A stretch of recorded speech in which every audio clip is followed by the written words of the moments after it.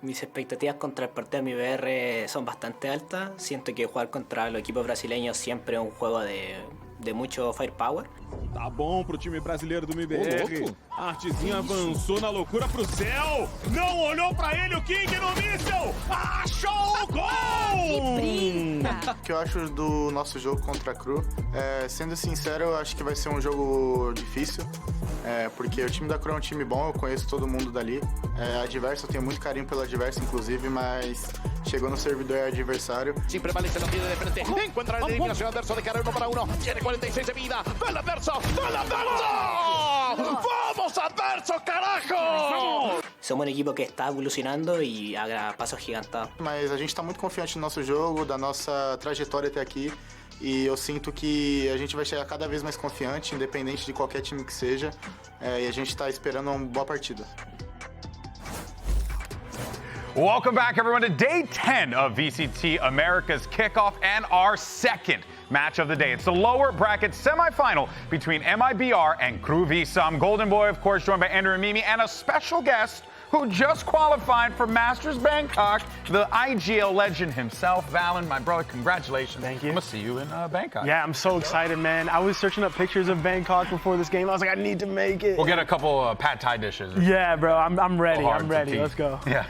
Yeah, but you still have a final ahead of you. I imagine you're charged up to try and win a regional trophy after going so many second places now. Yeah, back-to-back last year, lost both. So hopefully this is the time We were talking in the break. You said you were in 3 finals? Well, now it's 3 in a row, because we went back-to-back last year, didn't win. And finally, we got it here again, so maybe this is the time we win it. And as they say, third time's a charm. So who knows? We'll see what happens if the sayings work out. But in any case, though, let's go ahead and move on to our elimination matchup, because we have MIBR versus KRU. Now, for MIBR, this is the organization's best placement. And for these players, it has certainly been an incredible event. But I think more importantly, Ender, Aspas, most definitely a kingmaker here. I mean, just look at what this guy has done over his years in Valor, you know, top in the world with Loud, going to Leviathan last year, winning an America's title. You remember that one, right? Yeah. Mm-hmm. And now with MIBR, bringing this roster that was at the absolute bottom last year to a top 4 at the start of the year. Like, what, he joined the team a month ago? Like, that's crazy. And after losing their first match, making this lower bracket recovery is so impressive. He's back playing with Nazwar, who he was slated to play with last year on Leviathan. And then Lev made the very controversial decision, dropped Nazwar right at the end of the year, going into Americas. But now they're back together. They got their revenge on Lev. And it seems like not only has the team, but Aspas especially have really heated up in this lower bracket. And I think as a player, like having a guy like Aspas on your team, when you load into the server, you're just so confident. Like this guy's gonna. How could you not be? Yeah. So I think the rest of the players are so talented, and they're feeding off of his confidence into these matches, and they've been looking incredible. Yeah, and you're loading into the server, and he's just like reclined all the way back on his chair, casually gonna drop 30 this game. Yeah. He's just a chill guy. Yeah, that's all it is. I like that meme. I'm gonna kill it though. All right, now of course we have to highlight another player on this squad who has been insane, and it's Artson and his performance all throughout kickoff. And the thing is that we were getting to see him slay, but apparently he's also stepping into this IGL role. Good thing is we have a really good IGL here with us on the desk. Let's talk about the difficulties of that, because he's playing that from some forward positions as well sometimes. Yeah, for them to have the trust in him to pick up the IGL role, he must be a very smart game sense player who understands the macro about the game. But not only that, is he's flexing on different roles, playing a bunch of agents, and frying. So I give a lot of respect to Artson picking up that role, putting the team on his back and leading them to these victories, because it's no easy task, especially when you have that pressure of trying to call in these big moments and, you know, perform. He's doing that to a T, so very impressive stuff from him. Yeah, it's been very impressive from him, but I also think you see some of the downsides of making that kind of switch in the middle of the tournament, because unlike teams like yourself, like Sentinels, they're playing really old comps. They tried the Teo early, changed off that comp, so they're playing really simple stuff where you're kind of playing the very classic, like pull the rotations, mid-round on the attacking side, kind of set Aspas up in positions to make a pick, which is all well and good. But to me, I feel like that limits the ceiling compared to teams like yourself, who have had more time to kind of actually drill new compositions, new ideas, and really implement that leadership into a stronger preset plan. Yeah. Very close. I do think there is something to be said, though, like even if they are playing older comps, like especially like the double duelist on Split, where Artson's flexing over and picking up the raise, I still think that even though we've seen that in the past, like you're not getting scrims against that type of stuff every day. So I feel like it's still like hard for teams to adjust to unless they have time to prep in advance. Yeah, definitely. But I think with this team being so new, I remember they also talked about some of the lack of practice time during the offseason for them because they were newly formed. Sometimes stuff just clicks. Do you think that this could also be a reflection of that? Like the amount of agents that they're going for is also like, hey, we don't really know, but let's figure it out on the fly? Yeah, and they're doing that great. Like that's very tall task to complete, just picking up new agents, new comps, but they're doing it well. And so big shout out to Arzen. Like that guy's frying. Yeah. There's kind of like two mindsets of it too, because you have one where it's like you're going to play a bunch of these things like Artson is, and then like a Jung QT on the other where it's Teo every single map, and we're just going to make sure we know how to make that work. I do think it is a testament, though, for this team to just the player quality that they have, that they're making all these changes mid-tournament with elimination match after elimination match on the line, and they're still finding the like adaptations in the middle of these matches, figuring out how they want to play, and sometimes having to fall back on guys like Artson, guys like Aspas, but getting the wins regardless. And I think even if they aren't successful here in kickoff, this tournament will go a long way for them finding their identity into the rest of Americas. Well, and let's not forget too, championship points are also going to be very important, right? So being able to make it up until this point, if you're MIBR, these players, that talent, absolutely absurd. Speaking of talent, though, we got Aspas standing by with Rivington to get some thoughts heading into today's matchup. Aspas, you've been on a tear this year, fragging out of your mind. How is the team setting you up for success so you can be so good every game? It's very simple. Like here, everyone trusts in me and everyone respects me, and that's all I need. Easy confidence. Final question for you. One game loss at the start of kickoff, but you've won 3 since. What changed in the team mental after that game? Basically, before that game, we didn't have almost no prac. After that, we won the first game, and we got like a week to practice. So basically, after the loss, we got some time to practice and prepare to the next matches. Easy. Practice makes perfect. Aspas, thank you. Good luck in the game. Con, you're saying it. It's just a chill diff. The guy's just vibing so hard in that interview. I think it's important as a player, like just being chill, try to level your mind, kind of quiet out the noise, and he's like the epitome of that. So I can tell why he's so good. Yeah, I mean, there is an argument to make where it's like, maybe you're a little too chill, but honestly, not in Aspas' case. I think he could be even chiller. You know what I mean? Colder. Just playing with the seat all the way back. Like, just go, really full send it, you know? Anchor back, just go be good and live your best life. Despite chilling that hard, he has a crazy record against KRU. He's only lost to this team once before, all the way back at Masters Copenhagen, which just so happens to be the last time that KRU ever made an international that was not a Champions tournament. But since then, he has been absolutely undefeated against this team, and it's just kind of owned KRU and Kesnet. It is crazy, like looking at the sort of like old clips here from the teams. Although I will say that KRU also had another very bad record going for them historically up against Finesse the other week, where they'd only ever beaten him on 1 map. So this new KRU team does have a lot of new stuff going for them this week. I mean, Valen, what do you make? I don't know if you had a chance to look at KRU, but you know, you're familiar with those guys. You've been playing against them for a while. What do you think of this squad? My opinion on KRU is that if you give them a hot start early, you could just get destroyed, and you have to be the team that has the mental fortitude to come back against them.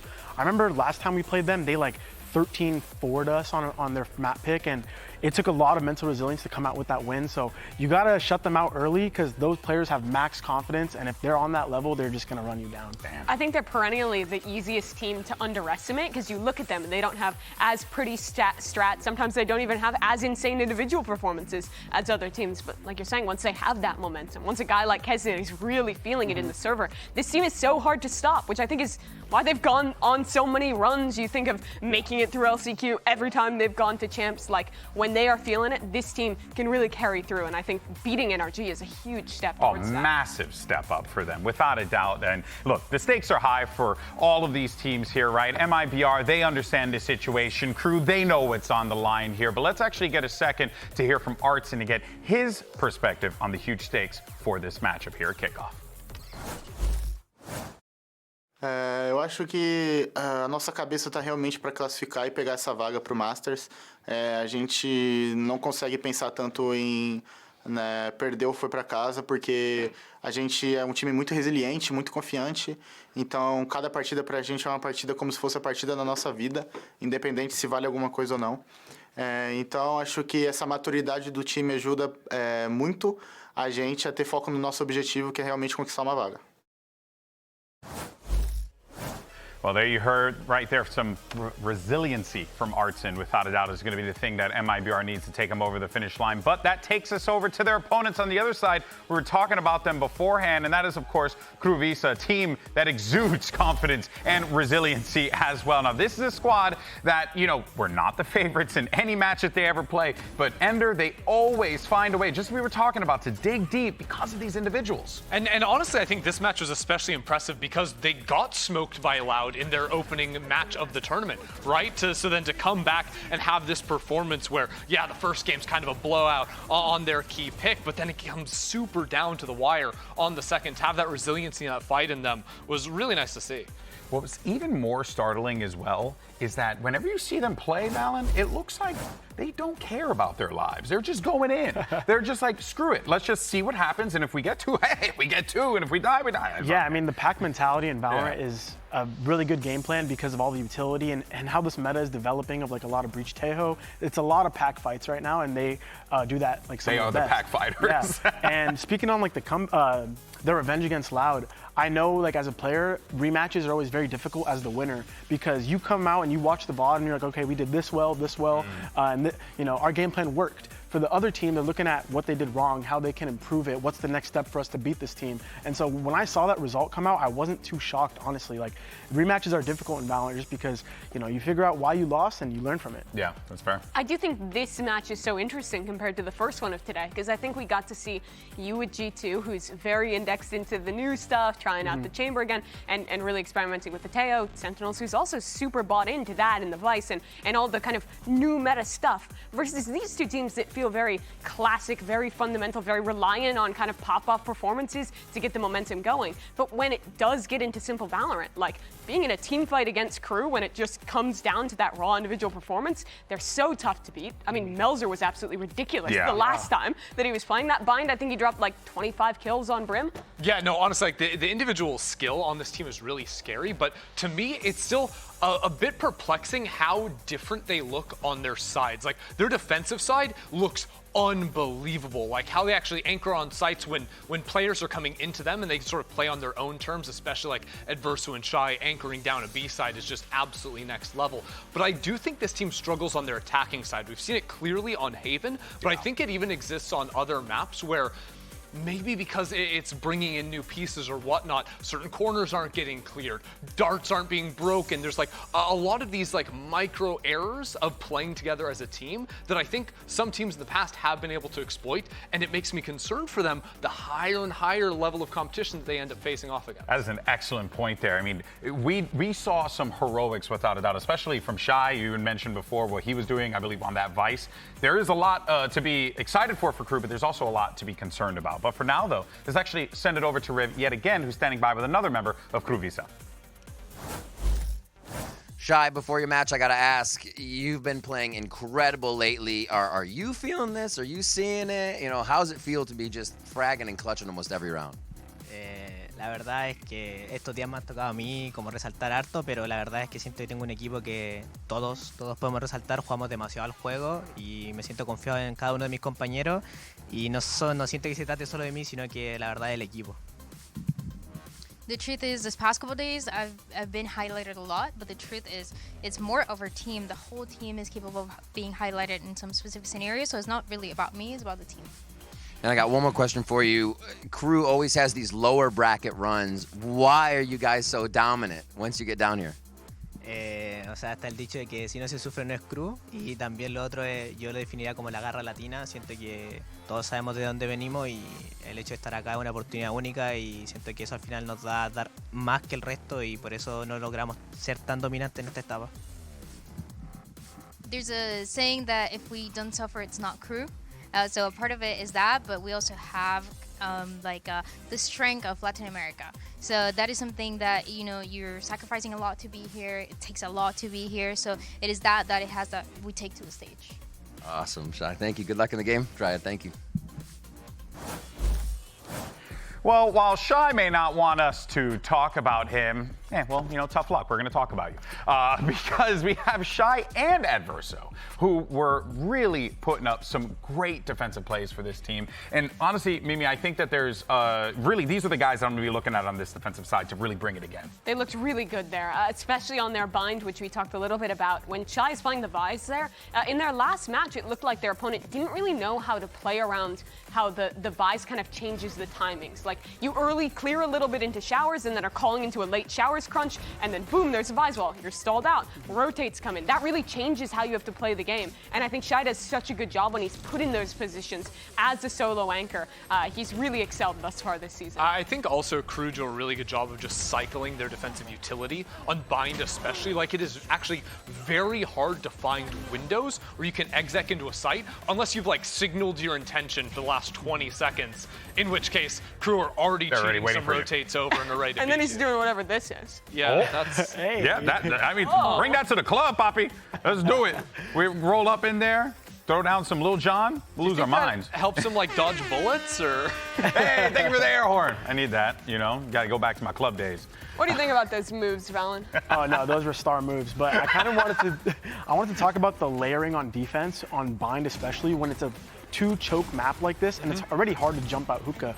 You have Vise util, Viper util, and Brim. So at that point, it's so hard to crack in these sites. And like Ender was talking about, you have to put your intention there if you want to go, because you have to break Vise util, bait out Viper Molly, bait out Viper Gas. And at that point, they could have 4 there, or they push through flanked on bind. So it is one of the hardest comps to play against when you're the attacker versus them. And I'm not surprised to see them have such good stats on that, because it is a great win con, and it's the reason that they're closing these maps out, because those are the star roles on the defense on those comps. So props to them, they're playing it well, and I would hate to be playing against them on How do you, if you can... Might have to. Yeah, I was going to say, how do you break it? You know what I mean? Is there anything that you can do to break through? There are, but I was trying to get some info from you, and then you failed. Yeah, I'm pretty sure it's go A. Just go the other way. Okay, that's fair. Yeah, well, let's go ahead and hear what Shai had to say about his new IGL Adverso and just his overall thoughts. Let's take a listen. La verdad es que de mi equipo me han impresionado todos, pero yo diría que el que más me está impresionando es Adverso, porque la verdad es que con todos los temas que ha tenido, de que viene el Tier 2, le ha llegado mucho hate, y la verdad es que está dando un paso adelante como capitán, IGL, y sobre todo el Firepower se está notando que es un IGL que está pegando demasiado, así que orgulloso de él, también admirable porque siempre quise jugar de nuevo con él. Now, while there are a lot of great players on this KRU team, that we can talk about, one individual in particular started off this competition, I would say a little slowly, a little slower behind everyone else, but then really found himself to be the top fragger for the team. Of course, I'm talking about Melzer. This guy has found himself in this tournament. He's always been a great player for this team, but now, Ender, it really does feel like Melzer's coming into his own even more with this squad. Yeah, I mean, right now this guy is just absolutely shooting. And to me, what's really impressed me is how good of a job he has done on his attacking side, just late round, mid control. This guy is constantly sniping off, people that are trying to quick rotate through mid on Abyss, for example, or coming in as that late backstab into a round 2. He's sort of this almost wild card for KRU, where he doesn't again have to be with the team, but he's constantly finding these very high value picks. Yeah, no, of course, Melzer has really just so many positives to build off of for him, that if this is where you are at kickoff, you got to be excited for what could potentially come from this. But obviously, the challenge at hand, Mimi, this matchup, it's going to be really difficult because you're going up against an MIBR that has equal amounts of talent. For sure, he is definitely a star, and like you're mentioning, I think this game's going to be super momentum-based for either of these teams, getting Tessin or Aspas, respectively, off the ground early, building that momentum for KRU especially, fixing some of their holes in the attacking side. I want to ask you, Valen, for either of these teams, who do you think would have a better chance against Sentinels if they were to win this game? Ooh, that's a good one. I want to say KRU, because I think versus Sentinels, you want to have that pack mentality as well, and they play that so great, but I think both teams have a very good fight against Sen. It kind of comes down to the form base, because we're talking about how momentum-based they are, how they love to take these fights. So if you're not hitting the shots versus Sen, obviously you're going to lose. But I think they both have, honestly, a pretty good shot.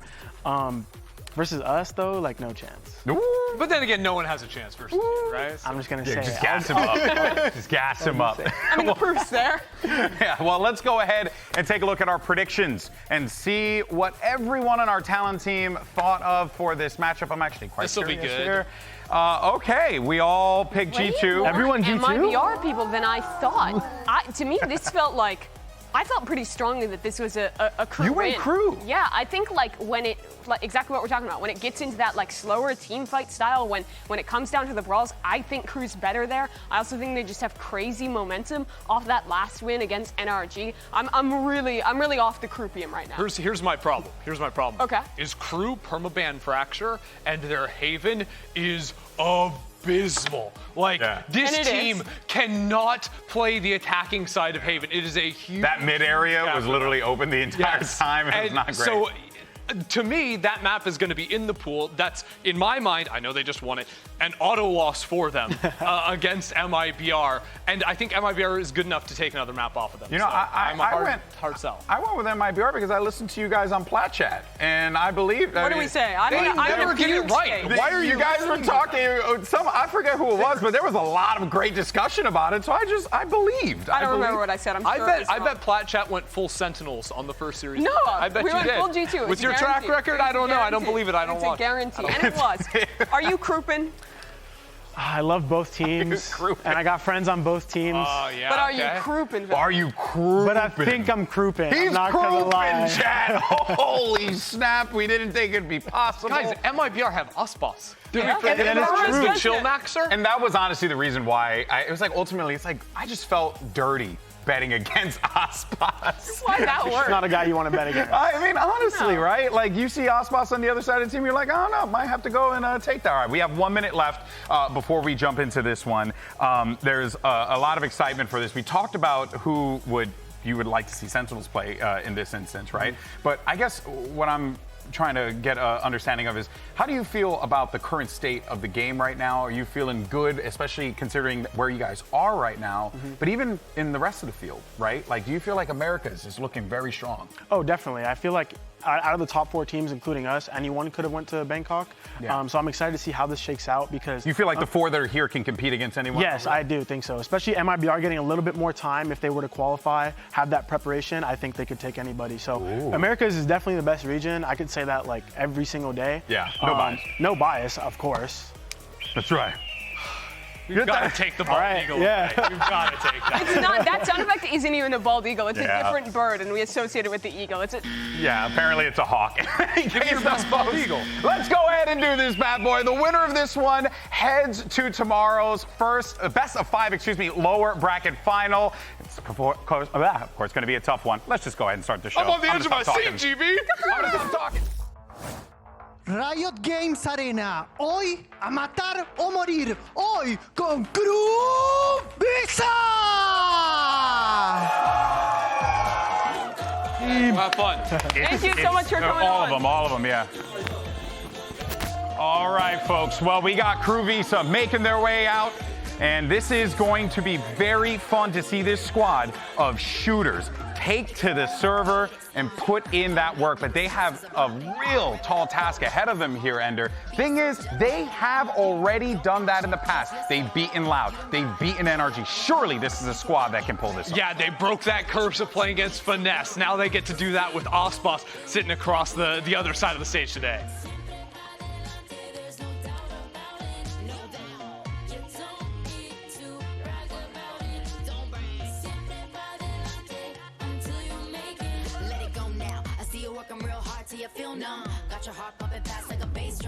Acredita, brasileirinho, a nossa última esperança. Façam muito barulho para o MIBR!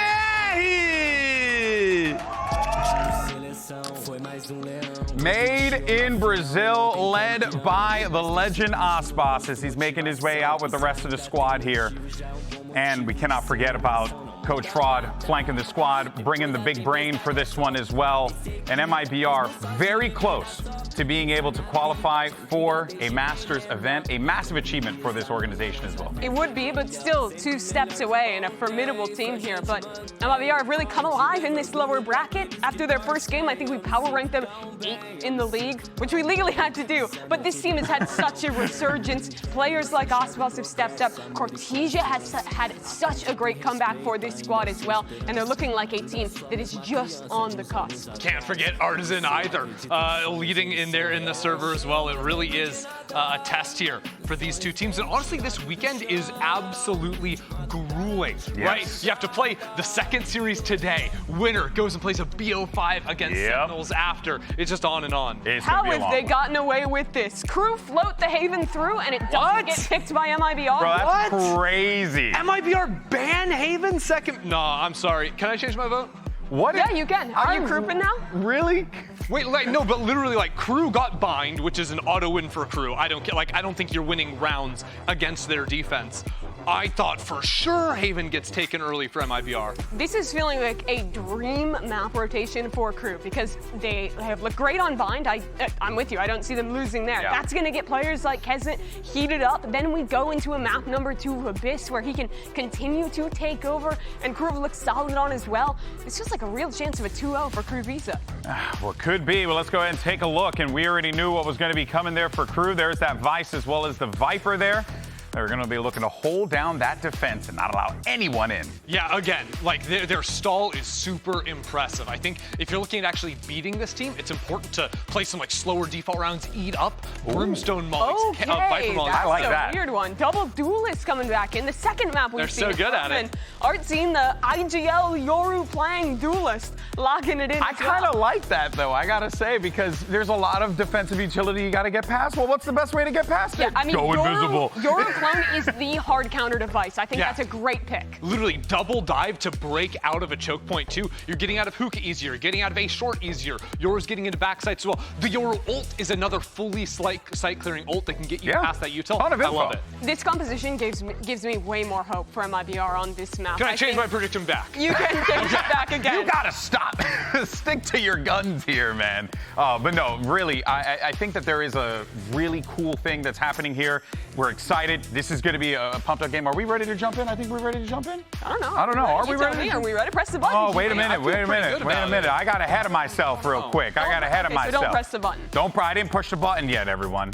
Once we're ready to go, we'll push the button. I will say this is like the continuation of the nuclear arms race where everyone sees there is Tail. Okay, I don't think it's that extreme. Not that extreme. No. Let me explain my point. Okay. More Get teams back are to the playing 70s now. Taeho, which makes Killjoy and Cypher weaker because you're bullying out that utility. Vice util is unbreakable, and Thorns are one of the strongest abilities right now. So people start playing Vise. Then, how do you counter Vise? You need something to deal with her. So you pick into the Yoru, and then you lock that in, and then we just have everyone with Vice. Right, and Yoru on every map. now I'm not a scientist, Mimi. Okay. And I know you think Taeho is very powerful. I do.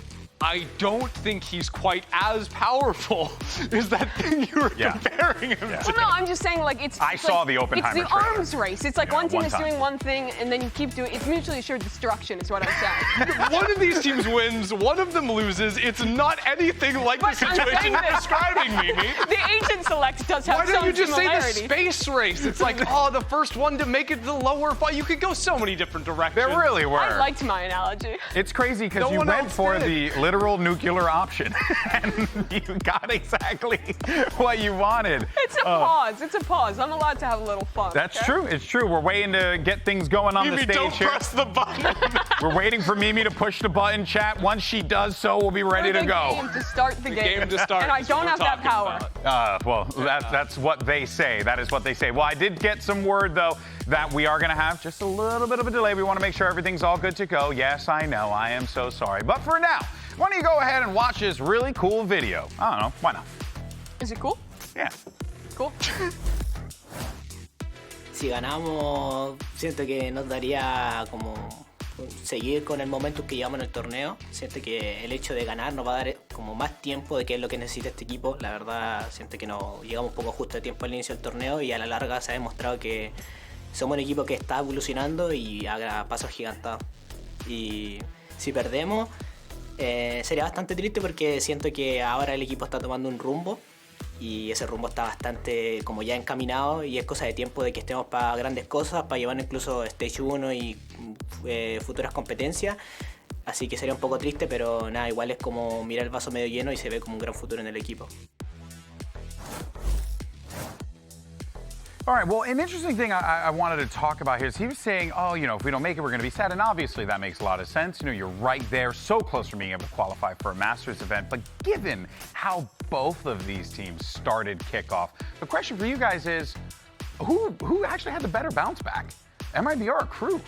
I would personally say MIBR because I still believed, like, we know the players on KRU, right? Yeah. We sort of expected them to be better than that opening showing that they had. But for MIBR, bringing in a couple of new rookies, right? Like, our stocks on them were high because the rookies were exciting, and then they underperformed, so we were ready to write them off. I am very impressed at how those younger players have returned to form. Especially Cortesia having such a, honestly, bad debut with this team, and then really showing who he is, why people were so excited about him down in this lower bracket. Now, of course, if you're just joining us here and you're looking at shots of the stage, we got a little bit of a delay on the stage, as you can see, with our team, our incredible team working on it right now, so we'll get that sorted. Do you think Aspas has ever actually fallen asleep during a tech pause? Absolutely, yes. You think? Yeah, 100%. You think he's just that I think chill? he achieves a level of zen that is almost impossible to fathom. Right? Because you have to imagine, to be a player as good as him, his resting heart rate must already be so incredibly low. Let's talk about his resting heart rate. Love it. Sorry, this is real stuff. I don't know why you're laughing at me. You're right. It's just funny the way you're saying it, because it was like his resting heart rate. I'm like, okay, Dr. Christie. Yeah, like, look, I mean, there's absolutely no quaking in his hands. Like, this guy is calm. He's great. So the second that chair reclines, I think he immediately loses consciousness. Yeah. Well, we'll see. When you see that chair recline, you know the chair's comfy, but I don't know about immediate. I'm gonna say immediately. Okay. I still think he should play from that position at least one round. Just give it to us. What, just go full JDM mode? Yeah, just do the thing. Yeah. I don't see a reason why not. All right, well, we should be jumping into the action here. You can see the players loading up into the server. And of course, we want to hear from you guys. Let us know who you think is going to win. You know, go ahead and pop off in the chat. Is it going to be KRU? Is it going to be MIBR? Let's find out. But for now, Riot Games Arena, let's start the matchup and send it over to your casters. It's, of course, two people who I love quite dearly. It's Bren and Sideshow, kind of. Yeah, let's get to it then. Finally, here, it's KRU and MIBR. Elimination again on the line for these teams. That's what you get in the tournament structure, man. Yep. You just get these lower bracket games that just keep delivering. And two of these teams as well that have just gone on an absolute surge through that lower bracket. A turn of events. The armchair analysts fuming. Platchat flip the power rankings every season start, and you're probably going to be better off. Well, both of these teams came out with really rough performances to open. MIBR got crushed, rolled over, dominated by 100 Thieves. And KRU had to get their revenge on Loud. And one of the big changes that KRU made, one of the big changes that MIBR made, is to change around their IGLing. Artazine now in control of the reins of this team, and they've also changed their composition here on Bind. When they played that match against 100 Thieves, MIBR's attack side looked great. These comp changes to me feel like an adjustment for their attack side. Can they get enough defense rounds here? As we see Aspas potentially take first contact. Yeah, he's potentially going to be tested up top. Oh, they've slipped right through. Just a back peeking through there. Shaneham's lucky to be alive here, but they know that they've lost control of this one. Still, Aspas looking this way, that way, doesn't really know which way to collect these kills, though. Still, two going to be falling. Added to the tally before the trade eventually came out. Could have been disaster, couldn't it, this round for MIBR, and yet it's KRU that falls early. Pop flash through doesn't connect at all! Adazine's off angle was perfection, keeping it contained, leaving it just down to Melzer. Plenty of danger, as you said, Josh. He was incredible in their previous game. 1v3 though, when you're on 70 HP. Spike is in his hands. And the players are spread, but trying to get 1v1s in this spot is going to be tough. Yeah, really difficult. Already you can see them just plucking away at him from the sides. He doesn't have information about Cortesia either. Oh, the decay, damage kicking in. Gets the plant down, but how much longer can you survive? The bullets rattling around. Melzer needs something quite close to divine intervention to even stand a chance. And yeah, quick flash through, triple peek in motion. That's MIBR clutching up there with a pistol. Notice that MIBR did not have a plan for re-clearing that Viper wall, so as KRU lurked up short, there was no response, no reaction. What ended up saving them is the fact that Shenum almost got caught in showers and they gave away their positioning. And then Aspas just tucked himself, trying not to breathe on top of that positioning truck, not giving away his spot. Collected an easy 2. A great start for MIBR. Again, my big question for them is, how good do they look on this defense side?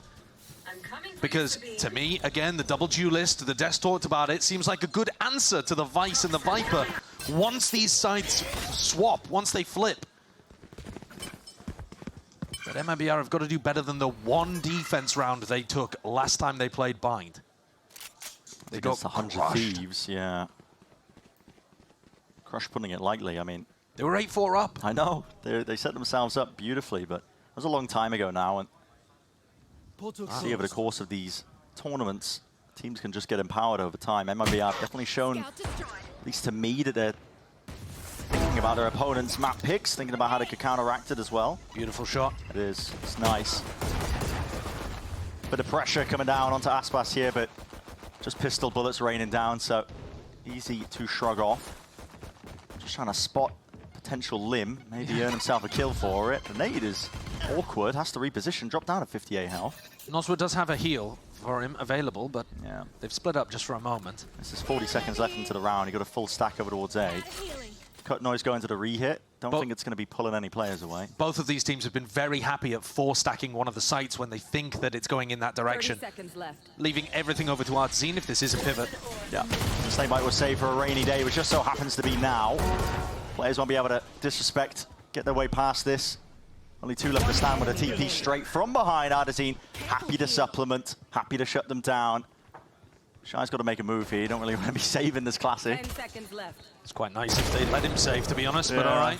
They're going to go for it because Artzine won away from that dimensional drift as well. So pretty big ultimates, actually. Both of the duelists getting involved early here for MIBR.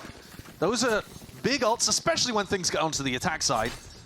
But Aspas won't be too mad that he's getting up to his showstopper early. And this beautiful opening shot. And Verso not quite catching the timing there. Left. And on top of it, if we want to talk macro kind of stuff, Artzine didn't get seen on his big push into Fountain. So that's something that he could still do in a future round. We see a pretty aggro setup here from MIBR on their bonus, short. Yeah, looking to run it down pretty early. See the wall placed down as well, bait that one out. That's Shai doing that on their attack side defaults quite frequently to make sure that nobody pushes back. So as soon as that wall is removed, Shai now is essentially tethered to the spot, just ensuring that nobody else pushes past it on the defense. It's a good wall generally, but it's a good ante from MIBR to make sure that Shai can't leave, as you're saying. And now MIBR very active, though Artzine has fallen, trying to take a fight. Could crack entirely the side open. Outlaw in the hands of Noswa. Removes Kesnet. This is everything over here towards A, though. Yeah, creeping behind. That's a good flash. Oh, what Shai great gets the info. acknowledgement. Yeah, he knows that they're pushing deep past that line in showers, so pressure mounting. 50 seconds left onto the clock. You got to know this is a good timing for KRU to go for the execute. They're not going to be pushing out showers completely alone. Noswa going for an absolute solo play here. What's on literally single-digit health, and he's going for that. Okay. Leaves Cortesia just to be doing the most here. To the back of the site, Sheriff in hand, 4 bullets left to do it! And heads are rattled straight off the shoulders. And Shai just cannot do it all. Time bought. And Bren, I am worried. What was this round from KRU? This is looking more like their opening game against Loud rather than what we saw from them last week. This was indecisive. This was sloppy from their shooting as well. Yeah. The clean KRU that we've come to know and love going on these kind of tournament runs. They're not able to take out Cortesia in backside. Shai's whiffing in the final play as well. I hope they're just getting warmed up right now because this is not good signs. But a great ante by MIBR.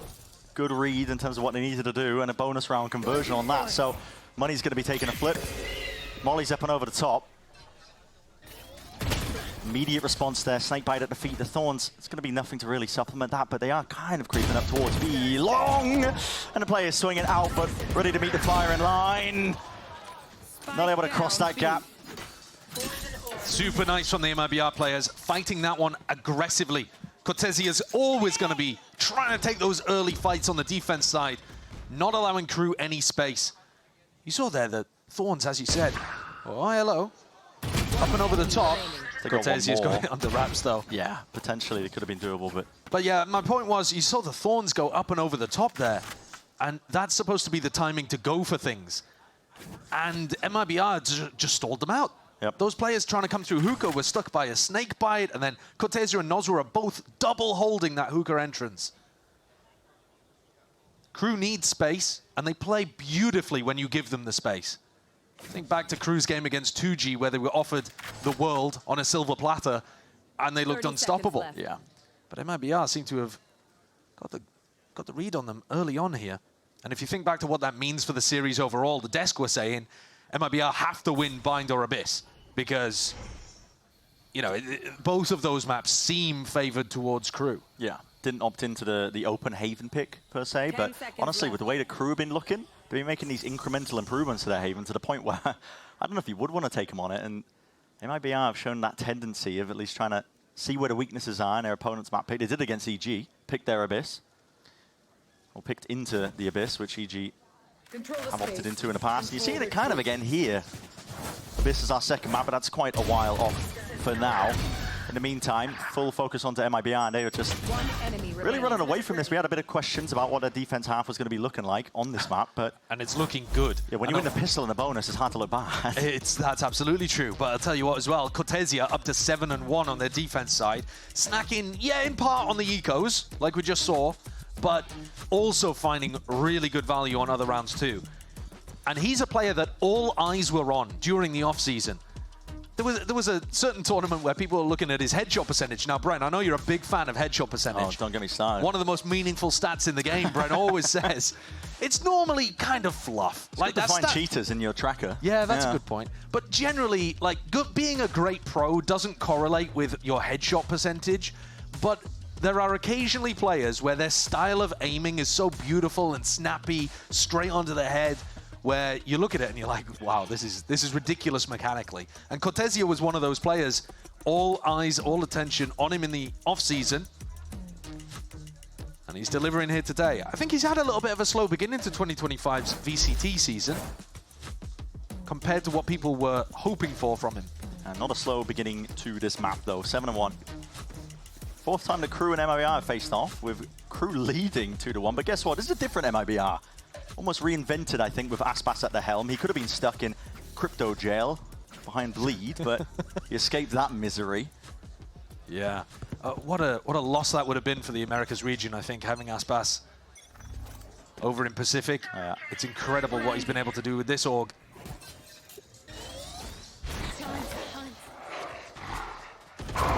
Guns in the hands of the KRU players, going to look to see if they can get a bit of space up towards B long. Difficulties lie, though, in the fact that the Viper's Pit already been earned. Yeah, lay it down towards A short. And how do you take hookah control in a round like this? Oh, they're going for a pivot through back over to A, but this is into the showstopper. KRU will have been hoping that they pulled Aspas away. Uh-oh. You cannot get through this choke point against a showstopper here, surely. A bit of spam onto the corner as well, and do you even expect them to be up here? Okay, they have slightly pulled Chenom over towards A, but with Aspas not seeing any entrance, he's starting to drift back to the site that KRU are ending on. 50 seconds, and this macro game has not worked for KRU. Ardazin's TP is going to be fading at some point, but we'll see if he ends up committing to it early. 40 seconds on the mark. I think he's got about another 10 seconds left on it. Flash into the corner. Get some sort of connection here. There's going to be an orbital strike as well, just to try and blow this up. Crack, open the site for KRU. Oswert creeping inside that elbow smoke, and noise has been cut as well. There's uncertainty, but as soon as you hear the footsteps as well, now is the time to strike. Coverage to be called for. 20 seconds left. They haven't cleared out this hookah player. Ardazin, happy feet, trying to dance and dodge and weave around the bullets.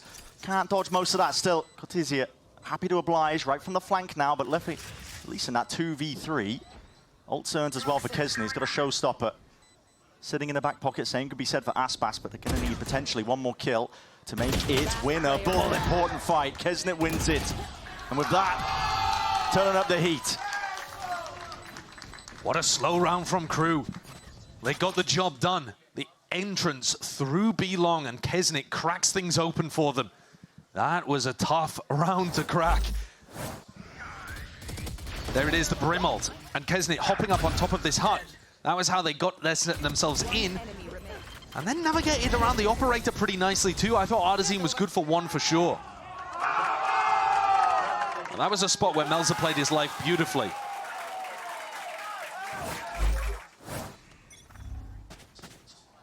Yeah, it could have gone poorly for them, but another big test for Cortesia. Orb in the face of a few of the players. Crew just happy to show off the rifles. Praying that they can get that early pick. Ooh, Flash and the Boombot broken. Dog as well, all being pulled out of Crew just to try and gain control of B long. And once more, they have the operator on one side of the map and the showstopper on the other. So this still looks really difficult for Crew to get in. They're trying to play these slow rounds so that they wait out the gate crashes from Artazine. His final gate crash is about to expire soon, just closed. Discipline play. Oh, skipping a hop across as well with a TP. Straight back and away. Shayna, Molly at the feet. Not willing to step over the line. 40 seconds left. A very weak B site. If Cortesia dies on this flank, Crew could still pivot back to B.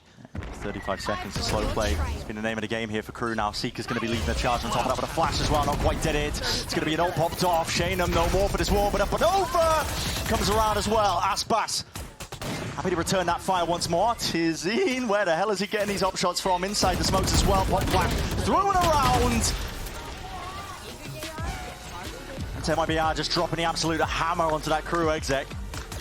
Crew are trying to do so much with their default.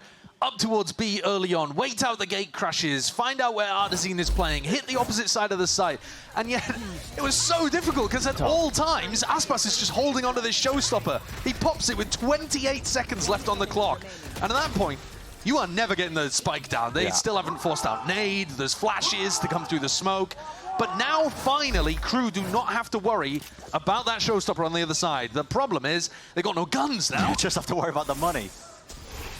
Aspas, oh my god, so willing to disrespect as well. Backing out and away. And Kesnick hot on the heels, but not the kind of choice to really do a lot of damage with that still. Dominating the angles, taking control, trying to weave back into the smokes, and Aspas is going to be punished as a result. Steel Garden now. Sweeping, emanating straight the way out. Shenom didn't get his cancelled. Still got this gun. And still has Shower's control as well. Crucial element to throw into the mix, into the round, but it causes the TPs. Mass evacuation. Crew want nothing to do with it. They've earned themselves an open B site for their troubles. Still drifting in and out as well, catching a couple of these rotators. Clone taking a bullet, get down Mr. President. Cortesia right there behind them. And with these rifles, maybe they can get their way back in. Kesnick with the charge and that kind of range still can't do the work. But Shai cleans it all up anyway. This slow defaulting that Adversa was calling actually working out in 2 out of the last 3 rounds. He calls quite a quick beginning to the round over towards A short, makes it feel like an all-in committal on the eco. And they drag everybody off B. Pretty big error actually from MIBR. Not leaving even a single player to defend in case the teleport was hit. Artazine doesn't have a gate crash. And now the economy flips completely on its head. Crew have got an opportunity to get back into this game.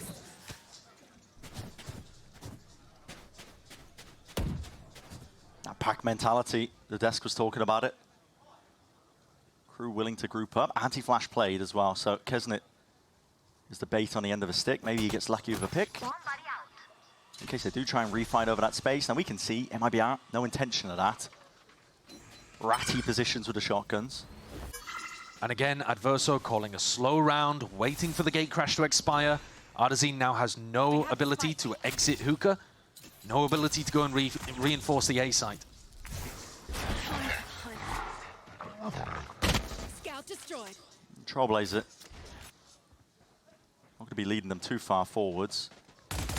One of the problems, Bren, with some of this calling could be that on a round like this, when MIBR are more likely to take risks and stack, you might end up running the time a little too low, but Crew are trying to pick this before the 30-second mark. And they have found the weak site as well. That's going to be looking to lock down Lamps control. Molly up and over as well to delay, deny. But pretty important fight. Aspas wins it. Close quarters combat. That's what the Stinger's going to be called for. It's 20 seconds. And here it is. Kesnit, plant, down. Nothing else to really delay and deny this one. Still at all.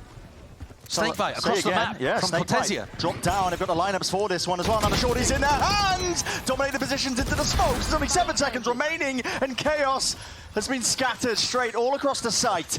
An attempt now from MIBR. They got the weaker guns, but it might not even matter one bit. Picking up the upgrade. Aspas, the goat himself, steps up to that challenge, and they know that they've got KRU corralled into the corner.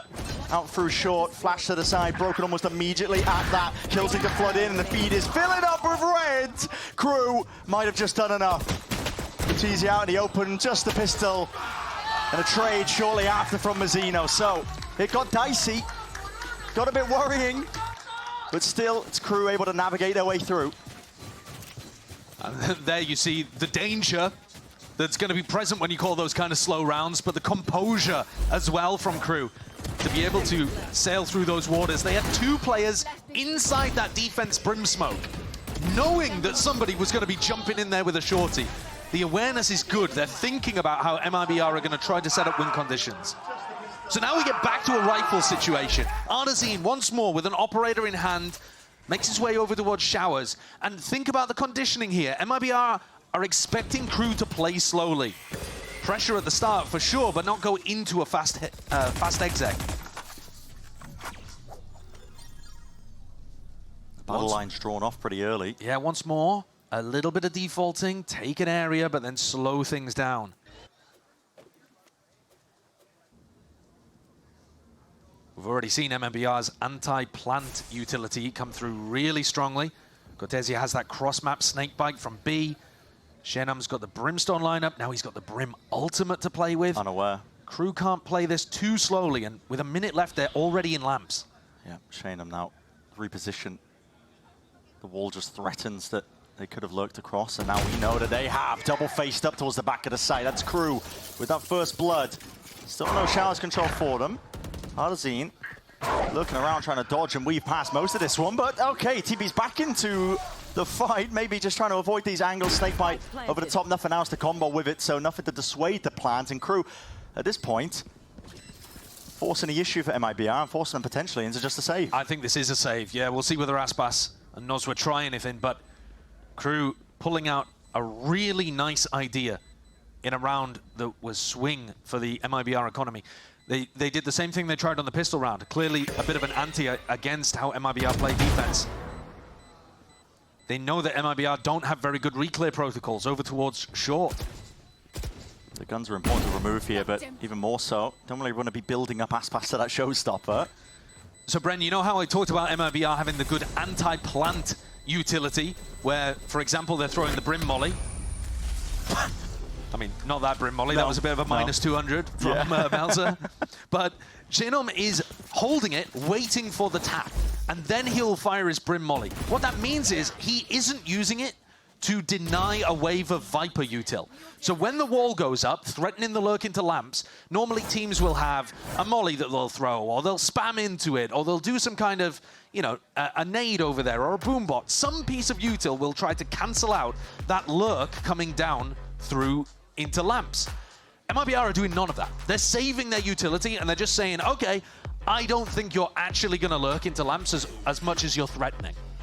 And then if you do it occasionally, all right, we'll take the L. And so KRU are doing it more often than usual. You will not usually see teams go for these, you know, 4-person lurks straight down the Viper wall into lamps. But they've got a hard read on how MIBR are playing right now, and MIBR need to shift some stuff up. Maybe have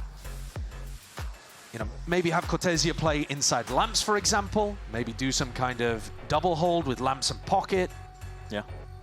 Perhaps push out through Showers so that even if you give up lamps, you're not too worried about things, because they left Shenom in the back of sight there to just get timinged. Yeah, overwhelmed. He can't cover that many positions at once.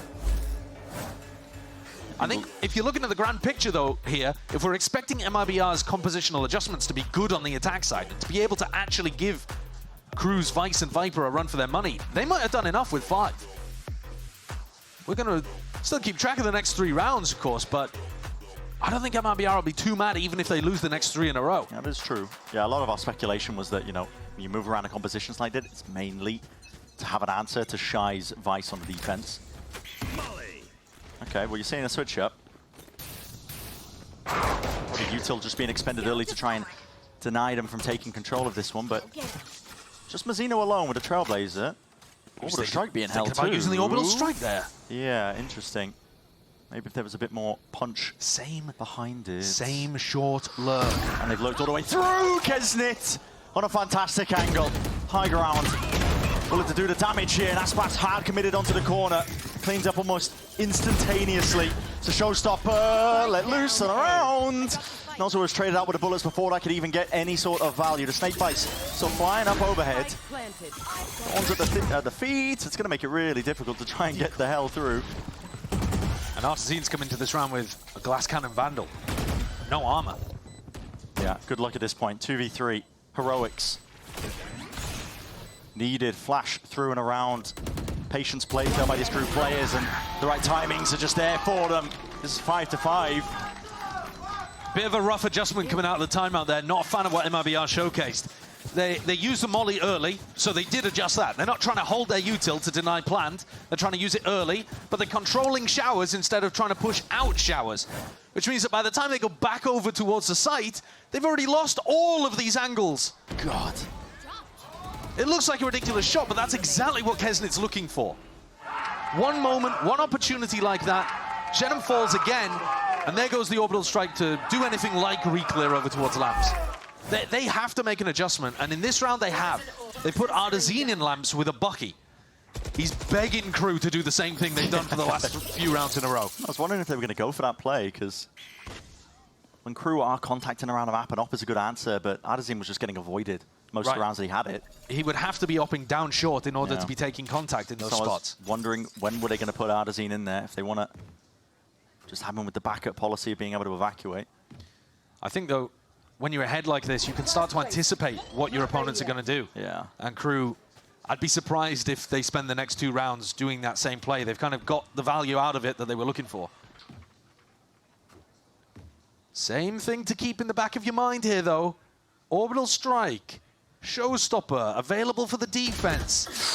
And they hit that jump spot. They were primed and ready, waiting for the second round of things to go. The ults could still spell a bit of problem. At least out for crew here, Artazine. Inside tube, and needs him to wade right into him though. Bucky in hand, a bit of spam, and through crew surrounding. They need to deal with him quickly. Still, snare closing. Like you said, time is getting away from them. TP is called for. Already back into the fight. That puts him in Orbital Strike range if they want to go for it. 20 seconds left. You choose to commit it.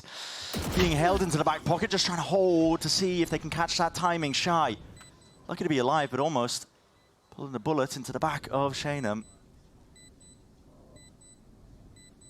Crew have just been running rings around MIBR so far. Aspas, look at the step up though. It's 2 players earned. That's an ult expended. Let's it rip. Time.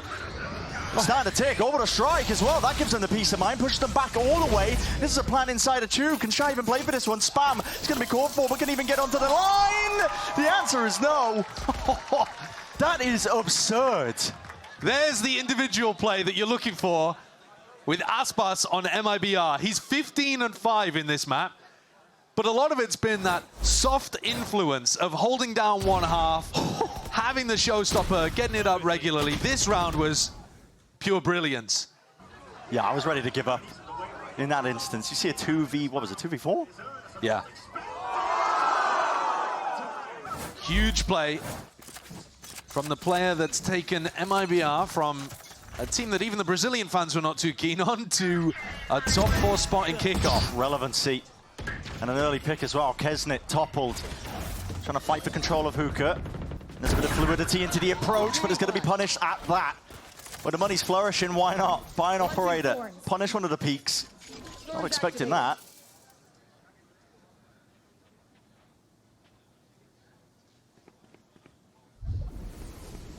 Crew with a heavy presence here, thinking about the Vice ult.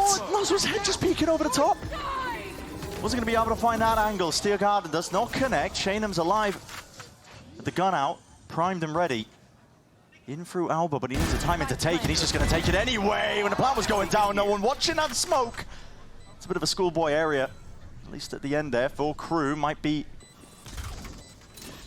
kicking themselves, I think, for just letting that one slip because it has granted momentous opening now. MIBR going to go for a little bit more here. Shai, wait a second, wins out that fight. 2v2 now. Smoke still bloomed and blossomed in a pit in the back pocket. Verso says, why not? This is the time to do it. Offloads it. Players are in though.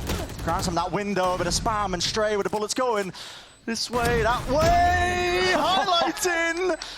And Aspas, wick burning, options limited. Adverso, the pivot play towards the end, leads KRU 6-6. Good IGLing from Adverso to get KRU back into this half. A devastating loss in round 11 to an individual play from Aspas, but I think MIBR will be fairly happy about what they put together on that defense side. Bearing in mind that they only got one defense round against 100 Thieves last time they played Bind here. So already looking a lot better here for MIBR, 6-6. It's a map where KRU would expect to be potentially favored on, but the ideas are being put in by MIBR. The KRU have got all the momentum on the backside of that first half.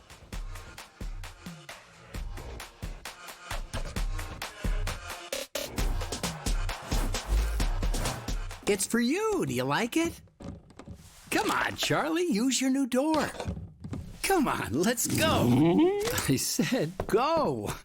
Let's go. Silly dog. I'm gonna trade you for a cat. Red Bull gives you wings. The new Red Bull Zero is here. 100% wings with monk fruit extract.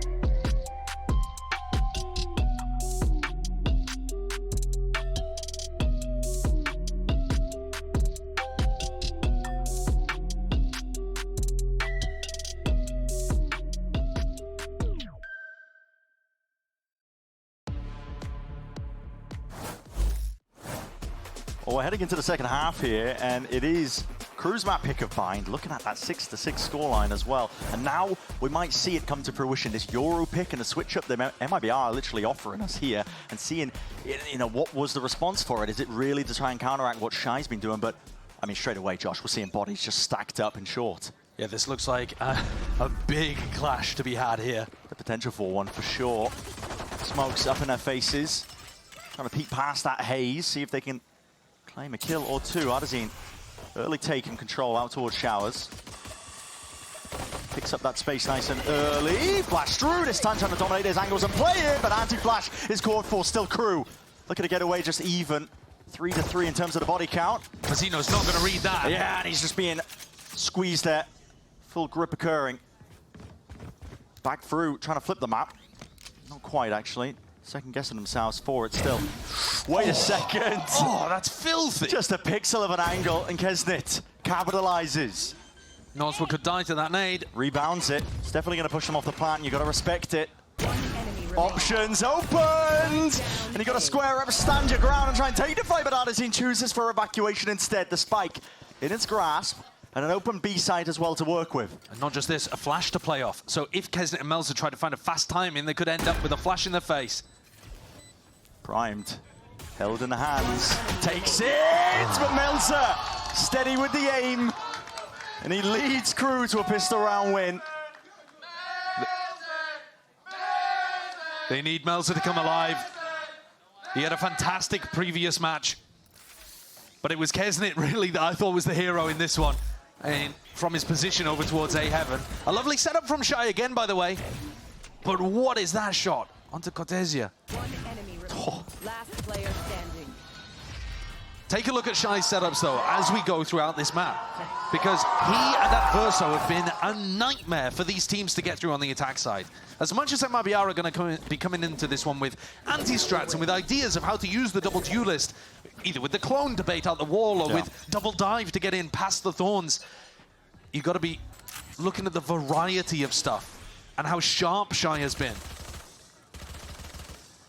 I definitely think a clear anti-strat from MIBR. One of the big things that was essentially tripping up teams when they're going up against KRU is Showers control. When Shai got that deep wall, he hasn't opted into it, at least for this round here, but I imagine you're going to be seeing Adazine playing over towards Showers for most of the rounds just to punish the fact that if that wall is placed down. Yeah.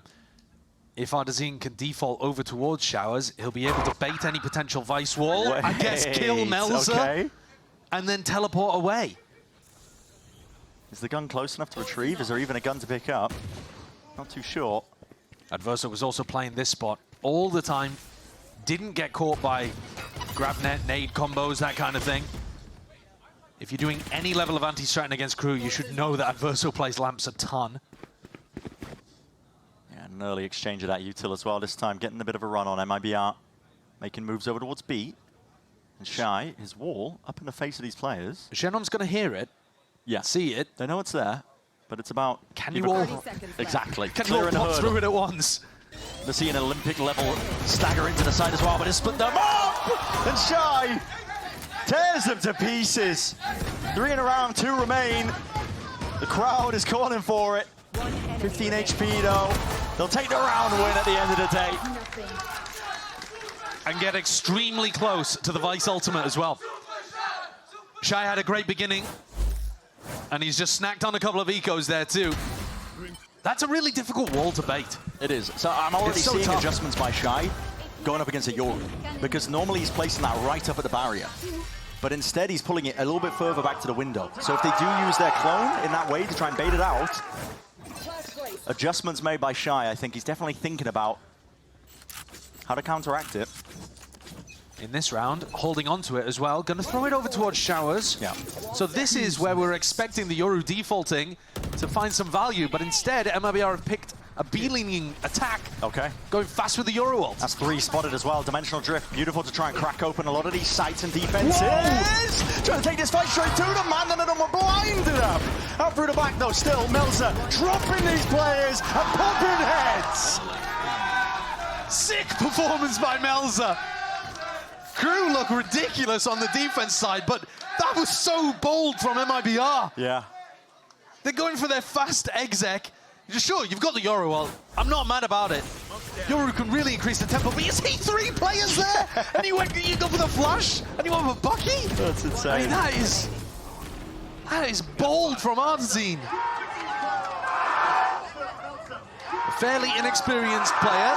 He's played a full season last year, but new to his role as the IGL for MIBR. Just picks the wrong strategy there with the benefit of hindsight, and KRU are now in a great position to draw a large lead on Bind. Their map pick. They're going for all the right motions as well. Denying info, space, money knocked down for MIBR. A lot of space though given up over towards B long. And here's that wall that you were talking about, Brent, where Shai pushes it up towards the spawn barrier at Hookah. He loves variety with his Vice setups. Yeah, which makes him guessing. It makes it very difficult to build a strategy against it, because you have no idea where it is when you start the round off. It takes you 30 seconds to figure out what the Vice setup is. But something you always know is that Adverso is going to be right here. Do MIBR have an idea of what to do against that? Wall's up. Horn's detected. He hears the sound cue. Tries to take the peek, but he's anticipating that they're all the way up anyway. Hands over the gun. It's just a Spectre at the end of the day, but it might make the difference here for MIBR.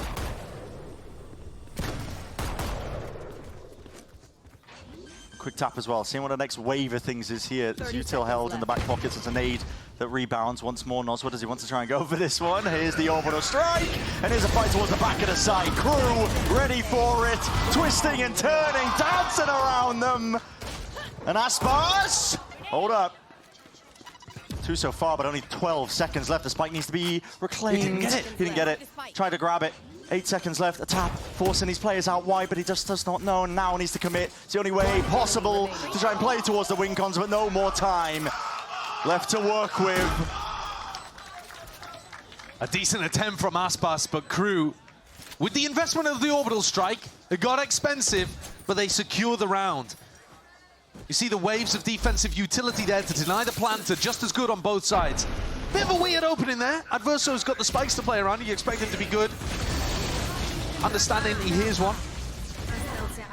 And you know, that makes a huge difference. If we're thinking about both of these teams and their ability to lurk behind the Viper wall into lamps, those Vice Thorns giving you the sound cue make all the difference in that kind of spot. And teams have been struggling against this man with the Vice. You know, Shai's pick, listen, he dominates anyway. His rifle aim has been impeccable, but the util on top of it. Yeah. I'm not really seeing enough options from teams to try and at least remove some of the Vice Thorns early. You're just spamming early into A short potential to try and catch onto it, so you remove even just the chance of them being able to det it. Yeah, I mean, even just walking up, looking for the break onto it. Most of the time you're walking up, though, you don't want to give away that you're there. Right, exactly. So, you know, it does end up being difficult. It's extremely tough to play against a Vice without giving away exactly where you are on the map on your attack side. Attack side, playing against his comp, you have a checklist that's literally going down to the floor. Yeah. I mean, you're holding up in your face and you're like, wait a minute, we're going to remove all of this util just to even stand a chance. But MIBR, with Frod behind and Artesine at the helm, came into this map with a game plan, with some serious ante. And now we need to see that in action. Aspas has a showstopper. Last time we got a rifle round, they ran a fast play off the back of the Euro ult. Are we going to see a change in tempo, or is this just sending it into B again and hoping Aspas can make the difference this time? There's a deep wall in Hookah, and I think a flash to punish. Again, the Shai setup. Nobody going to be meeting these plays out towards Showers. Kesnet, though, earns an ult for the trouble, but they want to speed this one all the way up, and there it is. Talking about it. Wall lay it down. Flash up and over. Thorns as well. Target acquired. Aspas. Let's crack this one open, but he needs his team to get straight back in, and the util has flooded in. Stalled out MIBR for but a moment, and now the flood defense. Time earned, bought up. I mean, Kesnet is going to send this one, isn't he? Off the back of Shai running out elbow. Here it is. The fuse is there! And Aspas just reveals his place and position. Was hoping for the early pickoff to deny that ult getting any sort of value before he could cross that threshold. MIBR so tight to the corners here. They're trying to play heavy. Hard onto the sides. The cross up, the switch is up. KRU, what ready? Shanum! Cortesia! They just absolutely torn that away from KRU. It was looking great until it wasn't.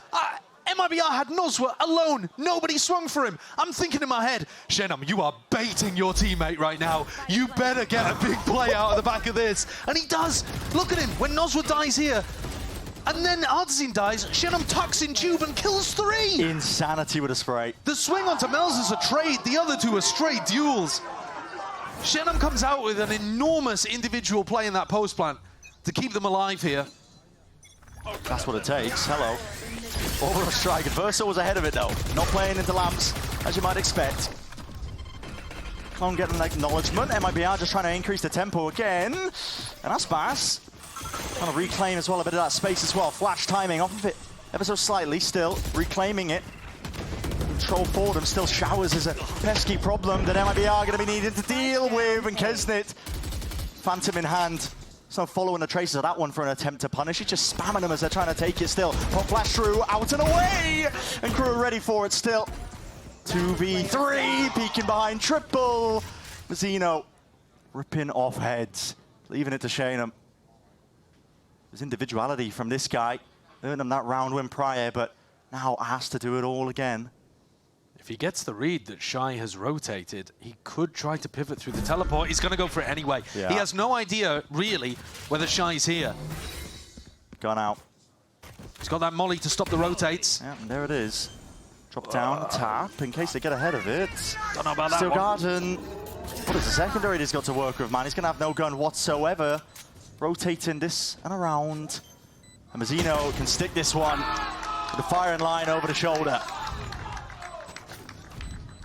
KRU can afford, in this round, to stack 4 players on the A defense, because if the teleport is taken, they get split up by the Vice Wall. Yeah. The Vice Wall is permanently there, alive in hookah, which means that you can't use the teleports, the main gimmick of Bind, if you want to put it like that. Normally, teams are forced to play a little more spread on the defense, but KRU can cheat so heavily towards the site that you're making noise on. MIBR are cobbling together a buy. Stinger, Bucky, not up to any major ultimates either. Looking great for KRU to get to map point. Yeah, scraping at the bottom of the barrel if you are MIBR. Flash in the face. Ardazine was the one to take that contact, so he's going to TP back to safety, but KRU are just ready, waiting. Turning a bit of lead over the way up towards B long. Still no baiting out of this Vice Wall. No, I don't think we're really seeing the value that MIBR thought they were going to get from the Yoru. They're not playing these slower rounds, trying to find Vice Util, breaking it. Actually, the big rounds where they've had ultimates, they've just been going quick. And they've never quite been able to get Adverso out of this position either. What a beautiful timing on the snakebite. As soon as the wall goes up, it's granted it, gifted it, still satchel up and around. Kesnet does not want to be hard committed into the site. Now they know, presence from MIBR. Pings the pitcher, trying to get the plan down on top of it. A duel, an important one at that. Shannon winning it. Loses his life though in that battle towards Lambs. Tip tap, happy feet. Aspas wins it. Mills are still here. Rounds and away. Cybers of angles, and Aspas is begging for it. Someone to open up these angles, but just missing those few stray shots. And what is it going to be called for? Pop flash through, but that's individualistic. Nozwa was alone. He was trying to go for that one, and no connection means that Melzer was handed a freebie almost. Tapping away here, trying to play this one to the dregs. Pull it down. Time is ticking away, but the guns are just not there to play with. Not in any way to make it winnable. KRU up to 12. Applying so much pressure over the course of that round in the retake. MIBR, massive mistakes. Like you said, Nozwa going for that flash peek into Lamps. No combo with another player. Aspas forced to do it all because Cortezio only has the Stinger. The more pressure you apply, just slowly squeezing onto MIBR, they're forcing out mistakes, and Adverso's on his feet. Of course he is. He was there round one last time. I'm surprised he's been so reserved. Now we wait. But this is classic KRU defensive bind. They've only given up one round. Ults available for MIBR. They've got to try to make something happen here. Ardazine at the front. Trying to clear the way for most of this here. Fawns are dead and nice and early. Dimensional Drift is going to be respected. He's got the Bucky in hand. He wants to go for a play. I don't blame him. You need to at this point. Straight in off. Okay. A couple of shots. Popped off. He's going to force them to respect him and potentially re-clear out through the back of the side if they want it. And also with the plan, Nade missing. And a pit layer down on top of it. That is a crucial mistake. MIBR could be back into this one. Orbital strike from Melzer. Holding it primed, but they need to deal with this Bucky. It's the first layer of the play. And he's just absolutely layering it into them. Pellets going this way, that way. Still Orbital strike getting that value and a bit of spam with the Guardian in hand. Aspas trying to hold them back before they can get through this pit. It's the first line of defense. And he's earning himself a few of these kills. Still 2 left to stand for KRU. And this time you got to respect it. You called it, Brent. What an error there from KRU. Unfortunately, Snakebite and Nade both missing from Adverso and Kesnet. Allowed MIBR to be able to get the plant. And once you got the plant, then you can go for the pit. So MIBR given a lifeline there from a small mistake from KRU. The Bucky as well, pushed all the way up deep. So tough to get back in once you've already given MIBR all of that room.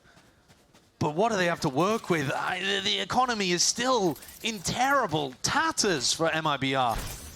It's stretched thin. 2 Guardians. And the player positions don't give me a lot of confidence. I mean, you're 10 seconds till the round starts, and everyone grouped up towards the middle of the map and now finding their positions. KRU, though, want to make a push down short. And Aspas is going to meet a crossfire between Aspas and Cortezia. Trying to shut down the contact plays before they even begin. It's a standard bait, you know, you can hear that jump spot. We know Adverso likes to play in Lamps, but do you expect Kesnet to be creeping, lurking? He reveals it. Position's there, now has to use the satchel to evacuate. Speaking of lurks as well, Ardazine, will this be the difference maker? It's a slower approach for MIBR. I don't think they still have too much information about what the setup looks like, though. They've got to be anticipating that it's a Vice B setup, though. Yeah. Considering there was so much pressure from the defenders in short at the start, you're not also going to have the Vice playing A. 50 seconds left. Time dwindling. He might be walking into a very deadly setup. I believe there's 2 players doubled up and a bit of a high-low. No, not quite, just Mazzino. All of this noise from MIBR on A has drawn 4 players. There is only Mazzino and Vice Utility home to defend B. Yeah. And now Crew realize they scramble. Is there enough time for MIBR to get in? Thorns slowing him down. Mazzino, man, he's got his head on a swivel.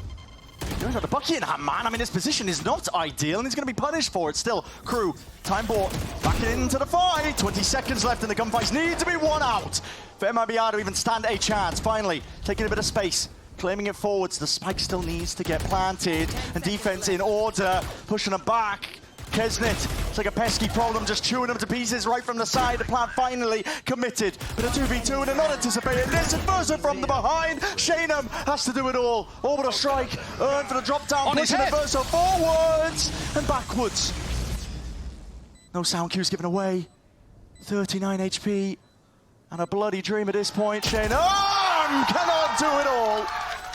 And with that, Crew find that 13th, and map 1 is theirs. Another great defense from Crew on Bind. Even in that final round, you could see that with 1 person home on the defense of the B side, there was enough util with the Viper Wall and the Vice Thorns to buy time for all of the rotates. They made it very difficult for MIBR. Tons of timings where MIBR tried to take the individual play, the hero moment, to get themselves across the line because the game plan was not working. Crew had a slow start. I was a bit worried about them, but they got into their groove eventually and are up map 1. Yeah, full momentum, propelling them forwards. And that is a beautiful beginning here for map number 1 for Crew. On the second map, we're going to be looking at Abyss as well. It's another one that Crew are no slouches at. These little twists and turns that they add, the additions to the compositions, whether it's the Vice on Bind, and now we're going to be looking forward to the Viper that Crew play on Abyss. I want to see what answers MIBR have for that. And considering that MIBR did not have too many answers against the defense here on Bind, it's a worrying state. Yeah. Fraud's got to have a lot of prep already done on their map pick to justify this over the Haven. Puts all the pressure on them, and we're going to be finding out just a little bit more as well on the other side of this. Map 2 coming up. Don't go anywhere.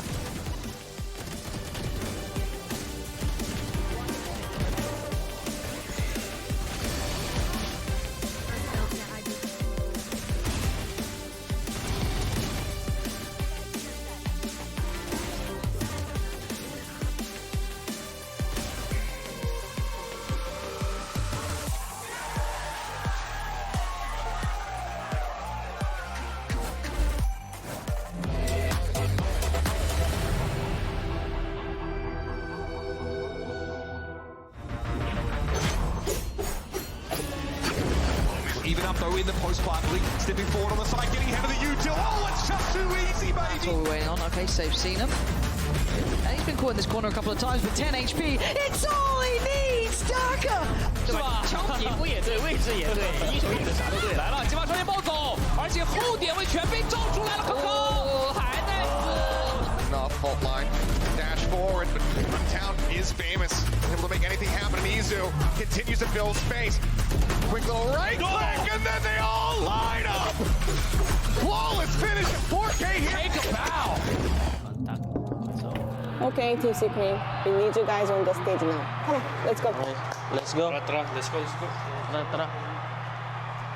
Let's go. Let's go.